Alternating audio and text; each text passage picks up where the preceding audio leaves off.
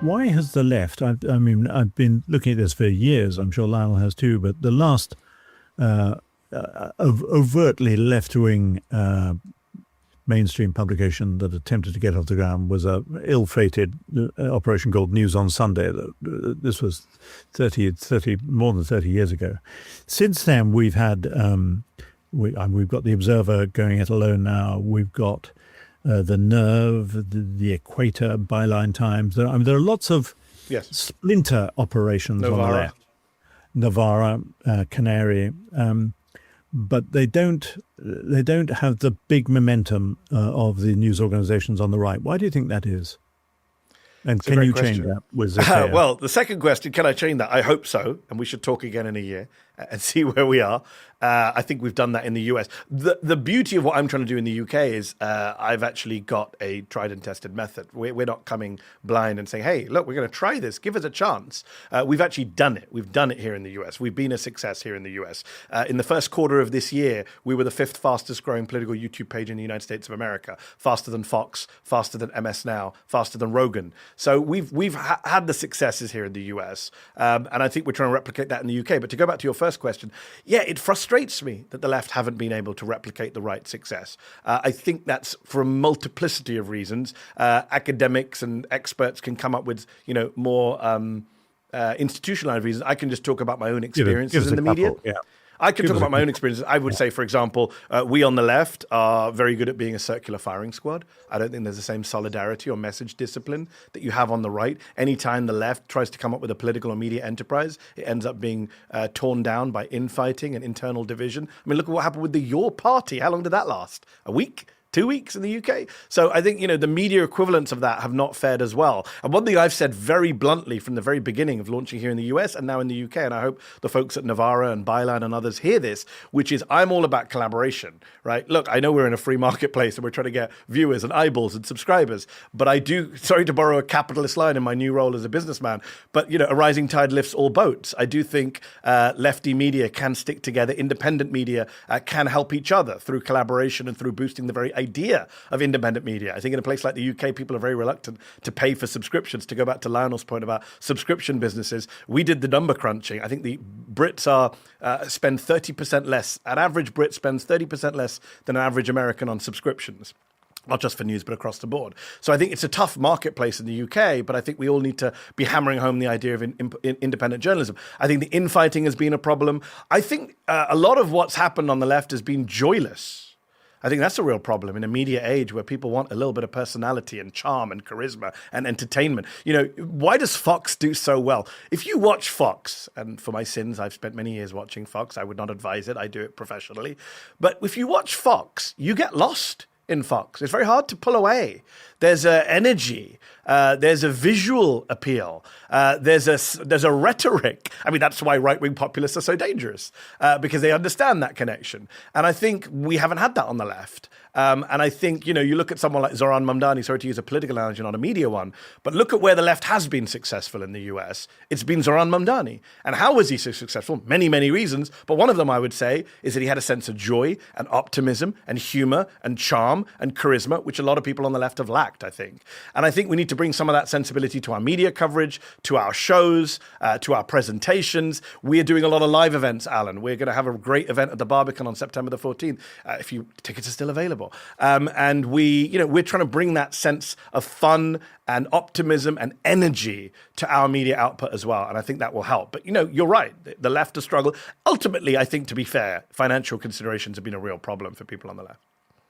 Mehdi, can you just quickly explain a little bit more about how leftist news organizations could collaborate?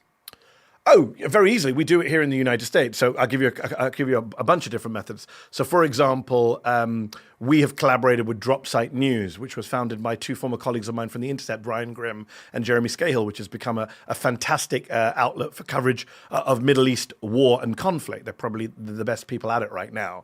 And we've done a lot of collabs, investigations, stories, cross-publishing, cross-promotions. For example, last year on Independence Day, on July 4th in 2025, we did a fantastic subscriber discount sale Independence Day for independent journalism. And we did it with The Lever. David Sirota, former Bernie Sanders speechwriter, has a fantastic independent newsletter covering domestic politics, labor affairs. And with Drop Site, so the three of us encouraged our subscribers to subscribe to each other. Say, hey, if you like Zeteo, try these guys out. If you like Lever, try out Drop Site. So there was a commercial collaboration. We've done editorial collaborations.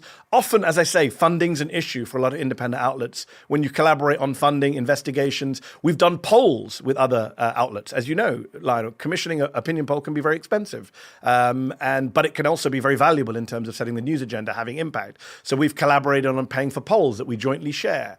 In the UK, I'm looking forward to collaborating with some of those outlets that Alan mentioned and others. We already did a joint event, Zeteo and The Guardian. We did our first joint event in the UK. We did a live event at Union Chapel, and myself and Arwa Madawi in conversation. That was the first Zeteo Guardian joint live event. We had 1,000 people in person, 1,200 people watching online around the world. It was a great success. So I do think you can do commercial and editorial projects together to help boost one another in a collaborative sense, while still being, still having healthy, respectful competition. I'm going to make you Director General of the BBC for a day. He's already got a job, Alan. He's Director of News. Yeah, so Alan just promoted me, Lionel. He has more faith in me. Promoted you. What would you do with the BBC? What should the BBC? What should its role be? Because it can't be Zeteo, obviously. It's got an open function. It's a great question. I think the BBC should first get its mojo back. I don't think it's any one editorial decision. I'm not going to come here and pitch a show to you. Well, here's an entertainment show, reality show for Saturday night, or here's a journalist we should hire. I think it's a climate of deference, of insecurity, and I speak to people at the BBC all the time. In fact, we were filming the trailer. Here's a funny story. We were filming the trailer for Zeteo UK outside of the Beeb, and I'd filmed that very provocative line about both sides bullshit. And a woman came out from inside the BBC, walked past the security, and she said, "You're Mehdi Hasan from Zeteo?" And I said, "Yes." She said, "What are you doing here?" And I said, "Between us, I'm filming a trailer for Zeteo UK." And she said, "Oh, I love what you do. I wish the folks in there had your confidence."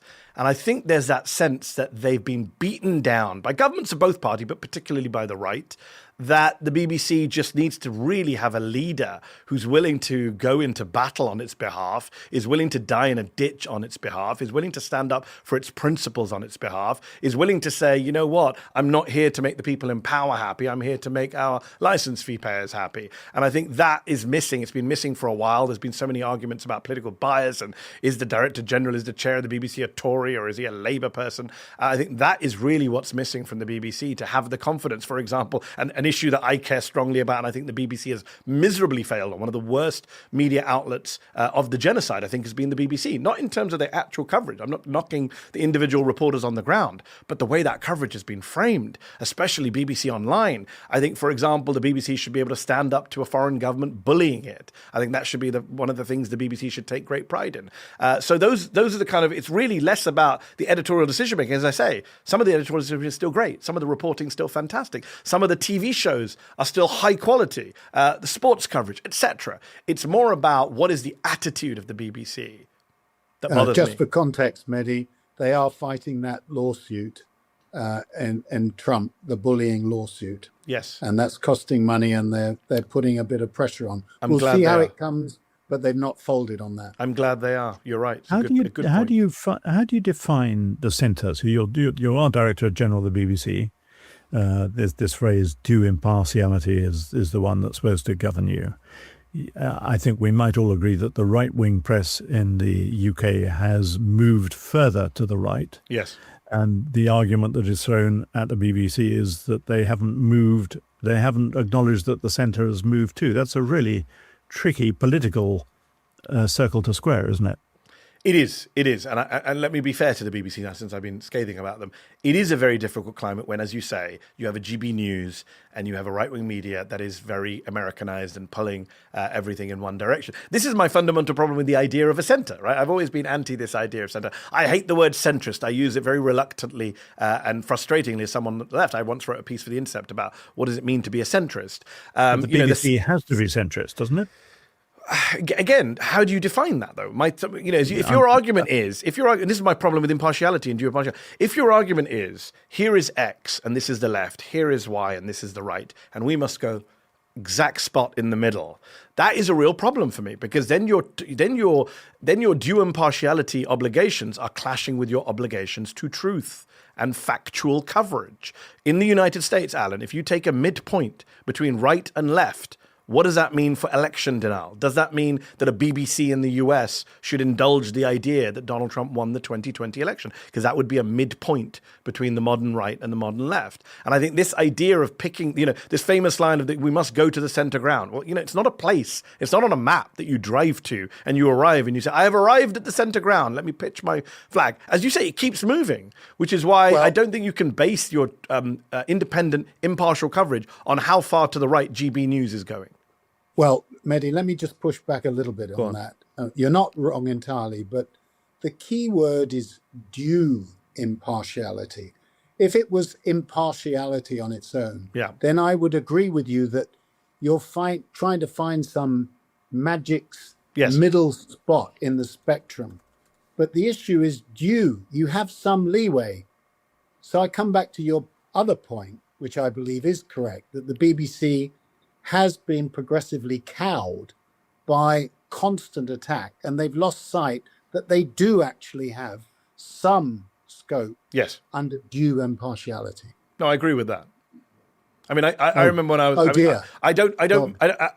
I'm not as familiar with the Ofcom code as I was when I was back at Channel 4. But yes, you're right that people have misunderstood what it means to be impartial, because there is leeway. And I think that's important. But I think, again, this isn't about media guidelines. This isn't about Ofcom regulations. This isn't about a philosophical discussion about impartiality. Let's be very honest about what this is. This is about the BBC trying to save itself from the government in power. That is fundamentally what this is about. The idea that Boris Johnson cared about whether it was impartiality or due impartiality is absurd. They wanted a BBC that was towed the line. My final question for you, Mehdi, in this week, this month, this year, how have you devised a new way of covering the climate crisis? No, is the honest answer. The fundamental problem with covering the climate crisis, and I'm just going to be very, very blunt here, and I'm speaking to a progressive audience, is that if you talk to progressives, if you talk to people in the academic community who kind of pull their hair out about media coverage of one of the biggest crises of our time, if not the biggest, is people will say, well, you're not covering this stuff. Why aren't you covering this stuff? Why aren't you giving it the attention? And then when you do give it the attention, as I have in my career, I've done shows at Al Jazeera, I've done coverage at NBC. When you do cover it, nobody watches, nobody reads. It does the worst in terms of content. Now, if you're the BBC, that's fine. To go back to the BBC, if you are taxpayer funded, if you are licensed payer funded, and you have due impartiality obligations, you need to cover, you have an obligation to cover, have a science correspondent who's doing this great coverage. Great. If you're a small startup like mine, and which is a for-profit business, which is trying to break even and pay salaries and expand and grow and invest, it is a real problem, because everything about me, every bone in my body says I want to cover the story and I want to give it the proper prominence it deserves from a political perspective and from a scientific perspective. But it becomes a real problem when those are the stories that do worst. So to come back to your question, no, I haven't found a way to package or present the climate crisis in a way that people will, in a populist fashion, engage with. I know that my good friend David Sirota, who I mentioned just now from The Lever, he obviously was one of the screenwriters on Don't Look Up, which was the Oscar-winning movie that Netflix, was it Netflix that did, about the climate crisis, which was using a bunch of Hollywood A-listers and a great fictional premise to try and tell the story of climate change. So, no, I don't have an easy answer to that question. It remains a struggle to get people to engage with perhaps the biggest issue of our time. Completely understand your reasons, but it is, and I'm not being unfair to you, but it's a journalistic failure, isn't it? Because you say people don't want to read about it, and I'm sure that may be true.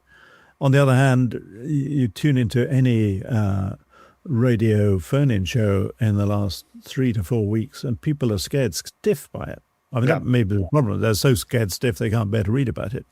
But there ought to be a journalistic way of packaging it up. Yes. that people would feel compelled to read because they're really worried about it. No, that I agree with. In terms of the context of, for example, the British heatwave and the weather changes, for sure it is journalistic malpractice to report on that, which people do report on and which are stories people care about because people care about what's happening outside their houses. To do that without factoring climate change, of course, is a journalistic malpractice. And I should point out and promote my colleagues in the UK, we only soft launched as Zeteo UK, but I think the third or fourth piece we ran at Zeteo UK was a piece about the climate crisis and the inability of people in our politics and media in the UK to really link it to these heat waves and the insane people who are suffering from these heat waves. So we've already tried at Zeteo UK, just to caveat my earlier remarks, the fact that people aren't reading or watching doesn't change the fact that we will still continue to cover it as an important issue, but it does become difficult when when it is hard to get people's sustained interest in an abstract scientific story. I'm just be interested in your instinct, because one approach, which is in some ways necessary, is that you have to go and hire people with PhDs in the right form of science, because otherwise you simply can't understand the science of it. But that may be missing the point, that this is a story that works on an emotional level, and we both know that a lot of journalism and a lot of social media today works on an emotional level. What's your instinct there between those two approaches? I don't think it's either or. So I wrote a book, as you know, Alan, about persuading and public speaking and debating. And one of the main things I said at the top is that feelings over facts, right? People do care about the emotion of a story. That is how you connect with your audience. And I think you're right. I think 100% here in the US, you look at a place like Texas, you look at some of the crazy storms and weather events that have happened here in the US that have forced people to finally start thinking about climate change, even in red states. Clearly, that is a way storytelling to do that. But you do need the expertise. I know Michael Gove famously said a decade ago, we're tired of experts, but I think people still do want that expertise. I do knock a lot of scientists for having been so slow to catch up with the importance of communication and getting out of ivory towers and being able to converse with the public in a way that they will understand, getting off some of their high horses. I've got a lot of friends of mine who are climate scientists. Some of them are very good. I've had them on my shows. And I think we do need better communicators amongst the expert class because, they've been run ragged by the GB Newses of this world and the kind of pontificators. So it is a very difficult balance to strike between emotive storytelling about the clear crises that we're seeing in front of our eyes, whether it's heat waves or droughts or storms, forest fires, versus the actual experts who come in and can tell the story in a way that is both reliable, credible, and understandable. It's a difficult challenge. Mehdi, it's been a great pleasure to have you on the show. Good luck with your new venture. I won't quite call you a capitalist with a conscience,